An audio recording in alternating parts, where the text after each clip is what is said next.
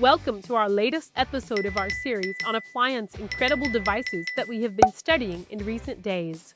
If you have followed the series up to this point, congratulations, because you have made it to episode number 12. Let's go to our last episode, Hybrid Hyrax.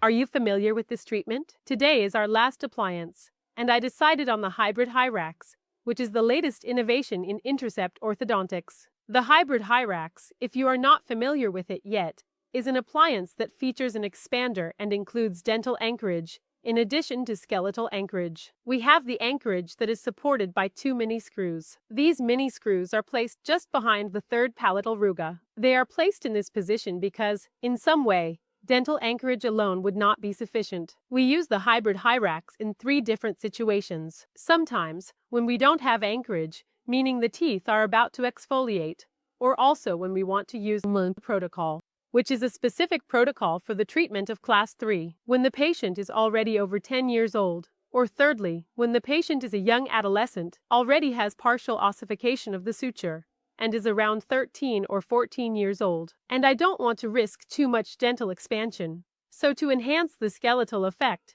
I place the 2 mini screws.